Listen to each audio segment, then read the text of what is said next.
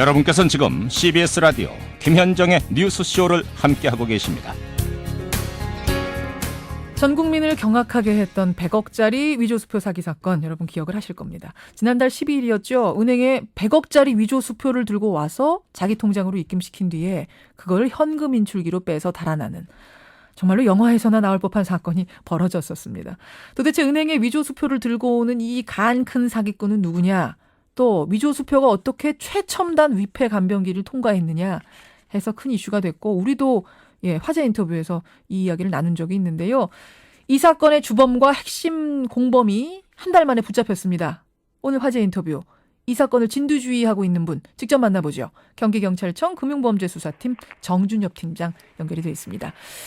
팀장님 안녕하세요. 네, 안녕하십니까. 고생 많으십니다. 예, 고맙습니다. 그러니까 이번에 검거한 핵심 인물들은 총괄책 나경술. 예. 그리고 우리가 그 은행에 가서 100억짜리 입금한 CCTV에 본 그 인물 최영길 이렇게 2명이 잡혔네요. 네, 그렇습니다. 혐의는 다 인정했습니까? 예, 혐의는 다 인정했고요. 예. 일부 또 자기들한테 불리한 부분에 대해서는 일부 부인하고 그런 상황입니다. 전체적으로 봤을 때는 인정하고 있는 상황입니다. 아니 한 달 동안 경찰이 그렇게 추적을 하면서 쫓아갔는데 도대체 한 달 동안 어디 숨어 있었다 그럽니까? 주로 이제 아무래도 시골 같은 데 가서 숨어 있으면은 예.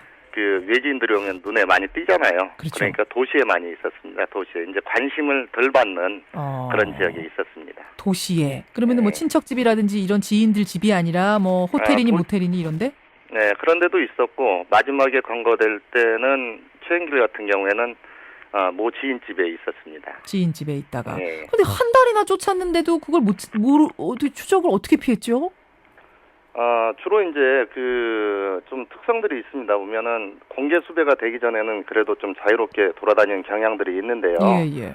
공개 수배가 되면은 일단 주머니에 돈이 있고 하기 때문에 더 깊이 숨는 거죠. 깊이 숨을 수 있는 그런 부분들이 있습니다. 이게 이제 장단점인데요, 공개 수배. 그런 부분이 좀 있습니다. 총괄책 나경술의 경우는 경호원까지 두고 있었다 이런 보도 있던데 사실입니까? 일부 호위책들이 있었습니다. 호위책까지. 네.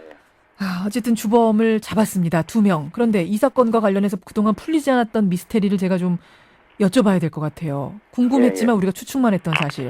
우선 은행에 내부 공모자가 있지 않고는 저렇게 대담한 범행은 어려울 거다 이런 추측들이 있었는데 내부 공모자 있었습니까? 예, 있었습니다. 저희도 초기에 이 사건을 받으면서 내부에서 움직이는 사람이 있을 것이다 이런 판단을 하고 분석을 했었습니다. 예. 결국 지난번에 서울 모 지점에 김모 차장을 구속을 했었는데요. 거기가 개입이 된 사실입니다. 어떤 쪽에서 개입을 한 거죠? 그 은행 직원은? 이게 수표 같은 경우에는 위조 방지 장치가 굉장히 많이 돼 있습니다. 예. 그래서 일반적인 용지 가지고 위조하기는 어렵고요. 진본 수표가 나와야 된다는 거죠. 그렇죠. 백지 내지는 또 그 금액이 기재된 거 나와가지고는 위조하기가 상당히 어렵다고 처음부터 분석을 했었습니다.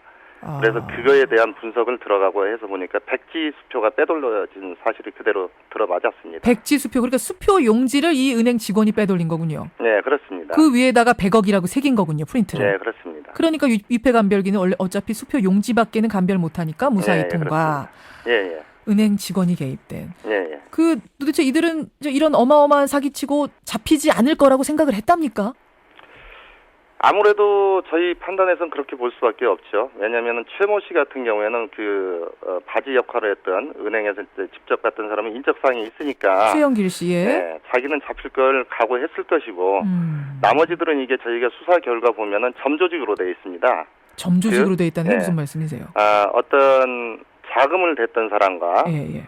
또 호위책이라든지 바지라든지 이런 부분들이 인출책이라든지 이런 부분들이 서로가 서로를 알지 못합니다. 총책 나경술은 그 사람들을 다 윗선들만 아는 경우가 또 있고 밑에까지 아는 경우도 있는데 그렇게 알지만 나머지들은 범죄꾼들은 서로를 알지 못합니다. 서로가 서로를 몰라요. 그냥 자기와 접촉하는 딱 한 사람 아는 정도. 자기 계열만, 자기하고 접촉하는 부분만 알지 나머지들은 알지 못합니다. 그리고 전체적으로는 몇 명입니까?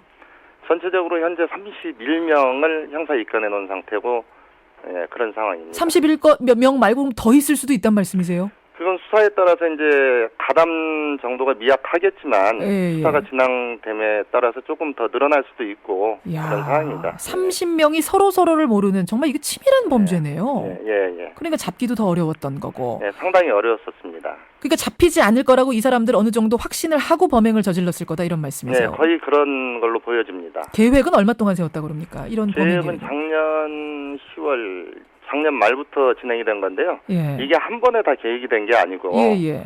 순차적으로 계속 이제 나경술은 전체적인 기획을 하면서 했기 때문에 했지만은 중간에 계속 끼어들게 되면서 섭외를 해가면서 순차적으로 계획이 된 사안입니다. 나경술은 10월부터 일부 범죄를 같이 한 사람들하고 공범들하고 계획을 했고 단계적으로 이제 필요한 사항들이 있지 않습니까? 그렇죠. 단계적으로 나간 사안입니다. 참 희대의 사기꾼인데 이 나경술 총책은 원래 뭐 하던 사람인가요? 특별한 직업은 없었고요. 주로 이제 사채 시장 같은 데서 좀 움직이고 했었기 때문에 그런 사채나 이런 쪽에 지식이 좀 있었습니다. 어떻게 해서 돈을 1년 번호를 보고 이것을 어떻게 빼돌릴 것인가 이런 걸 좀 대충 아는 사람. 듣기로는 도피 생활 중에도 1,000억 원의 또 다른 금융 사기를 준비 중이었다. 뭐 이런 얘기가 들리던데 조사해 보셨어요? 그런 부분이 있었습니다. 그 부분은 이제 저희가 이번 사건 수사 활동 중에 예. 그 사채 시장 같은 데를 돌아다니고 하던 이제 탐문 수사 중에 그런 정보가 들어왔었습니다. 또 다른 범죄가 계획되고 있는 것 같다. 그렇지만 사실 여부는 판단을 못했었지만 당시에 아무래도 발생되면 이제 사회적인 파장이나 효과가 크기 때문에 그렇죠. 금감원에 통보를 했었죠. 6월 25일인가 그때 통보를 했었습니다. 그래서 전국 은행에 이런 사항을 고지해서 주의하게끔 하라는 통보를 했었는데 이번에 검거하고 나서 백지 통장을 저희가 확보를 했습니다. 백지로 되어 있는 통장인데요. 예. 범죄의 방법은 비슷한 걸로 보여집니다. 그 부분까지는 아직 조사가 덜 됐습니다. 시간 관계상 덜 됐는데 그걸 확보를 했습니다. 역시 이번에도 위조 수표 가지고 한탕을 더 하려고 했던 게 아닌가 이런 생각. 소문 내용이 그대로 맞아 떨어진 거죠.